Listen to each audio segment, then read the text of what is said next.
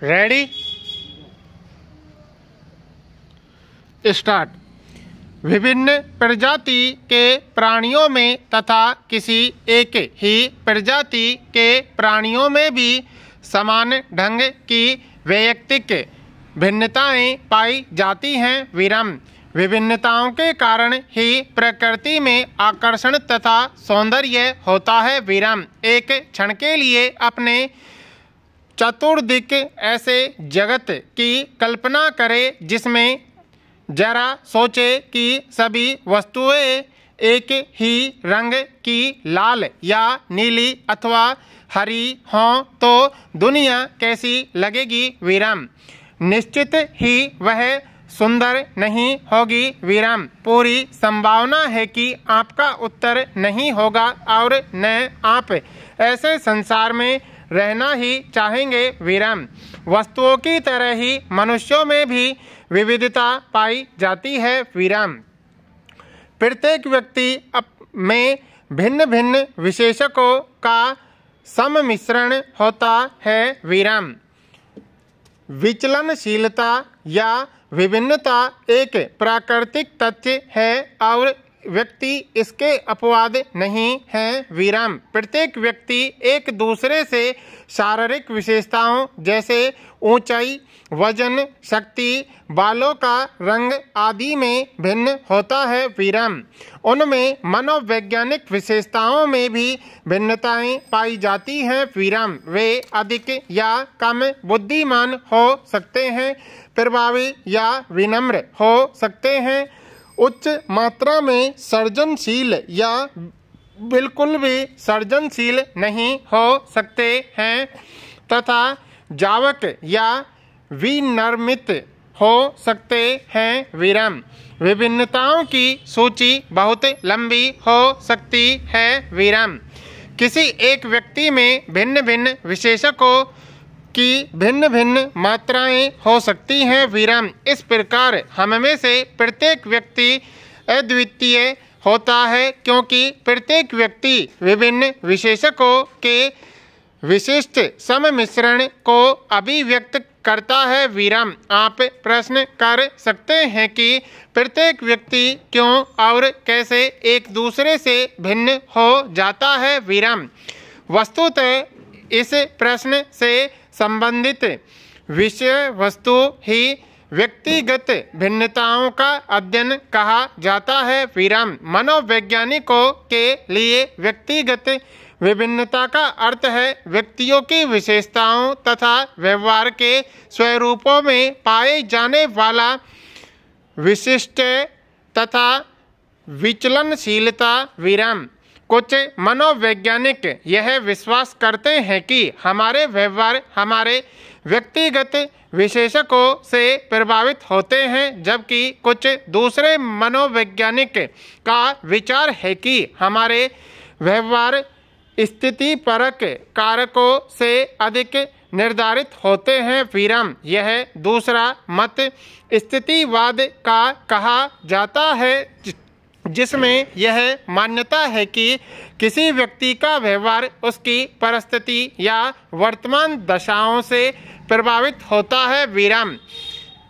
एक व्यक्ति जो सामान्यतः आक्रामक प्रवृत्ति का है अपने सर्वोच्च अधिकारी की उपस्थिति में बहुत विनम्र व्यवहार करता है। विराम। कभी कभी स्थितियों का प्रभाव इतना शक्तिशाली होता है कि व्यक्ति के भिन्न भिन्न विशेषकों को रखने वाले लोगों का व्यवहार लगभग समान होता है। विराम।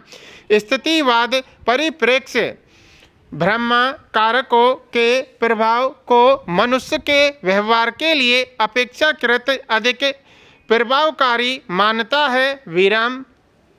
पैरा।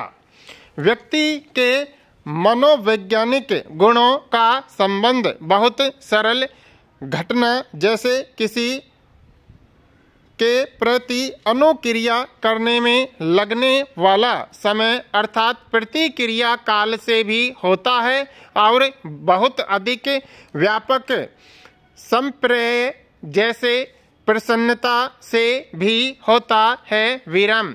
मापन करने योग्य समस्त मनोवैज्ञानिक गुणों को परिभाषित करना और उनकी सूची बना पाना एक कठिन कार्य है। विराम। किसी मनोवैज्ञानिक गुण को समझने का पहला चरण उसका मूल्यांकन करना है। विराम। मूल्यांकन करने का अर्थ व्यक्ति के मनोवैज्ञानिक गुणों का मापन करने से है। विराम।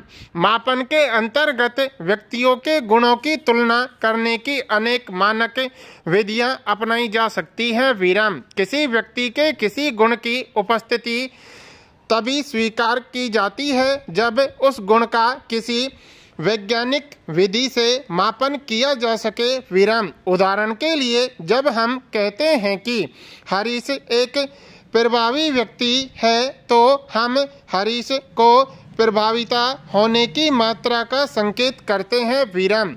हरीश के बारे में हमारा यह कथन उसमें प्रभाविता होने के गुण का हमारे द्वारा किए गए मूल्यांकन का परिणाम है। विराम। किसी गुण का मूल्यांकन अनौपचारिक अथवा औपचारिक हो सकता है। विराम।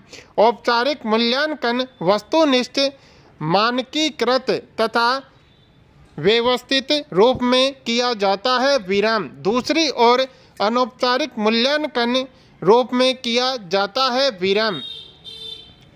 उनके बदल जाने से तथा मूल्यांकन करने वाले व्यक्तियों के बदल जाने से परिवर्तित होता रहता है, जिससे प्राप्त परिणाम या मूल्यांकन की व्यक्तिनिष्ठ व्याख्या होने लगती है। विराम। मनोवैज्ञानिक गुणों के औपचारिक मूल्यांकन के लिए मनोवैज्ञानिकों को प्रशिक्षित किया जाता है। विराम।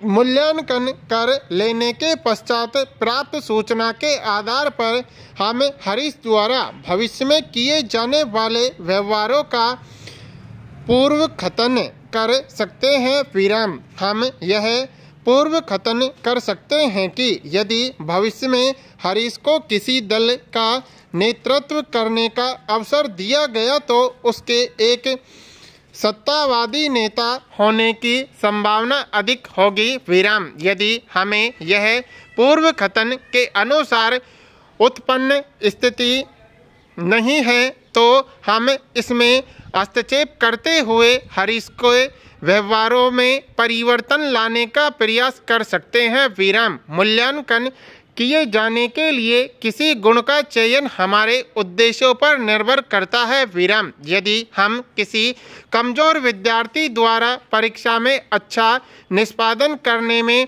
सहायता करना चाहते हैं तो हमें उसकी बौद्धिक शक्ति तथा कमजोरियों का मूल्यांकन करना होगा। विराम। यदि कोई व्यक्ति अपने परिवार तथा पड़ोस के सदस्य के साथ समायोजन नहीं कर पा रहा है तो हम उसके व्यक्तित्व विशेषकों के मूल्यांकन पर विचार कर सकते हैं। विराम। यदि किसी व्यक्ति में अभिप्रेरणा की मात्रा बहुत कम है तो हम उसकी अभिरुचियों तथा वरीयताओं का मूल्यांकन कर सकते हैं। विराम। व्यक्तियों की योग्यताओं, व्यवहारों और व्यक्तिगत गुणों के मनोवैज्ञानिक मापन में व्यवस्थित परीक्षण की विधियों का उपयोग किया जाता है। विराम। मनोवैज्ञानिक गुण रेखीय अथवा एकवीय नहीं होते। विराम। वे जटिल होते हैं और उन्हें कई विमाओं द्वारा व्यक्त किया जा सकता है। विराम। कोई एक रेखा बहुत से बिंदुओं का एक समूह होती है और बिंदु कोई स्थान नहीं घेरता। विराम। परंतु एक डिब्बे के बारे में सोचे तो यह स्थान घेरता है। विराम। डिब्बे का वर्णन इसकी 3 विमाओं की सहायता से किया जा सकता है। विराम। ये 3 विमाएं हैं इसकी लंबाई, चौड़ाई तथा ऊंचाई। विराम। यही स्थिति मनोवैज्ञानिक गुणों की भी होती है। विराम। ये गुण सामान्यतः विमुखात्मक या बहुपक्षीय होते हैं। विराम।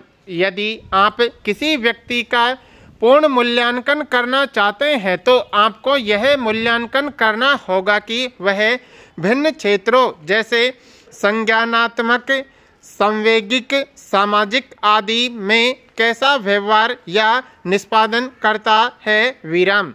इस अध्याय में हम मनोवैज्ञानिकों की अभिरुचि के कुछ महत्वपूर्ण गुणों का वर्णन करेंगे। पूर्ण विराम।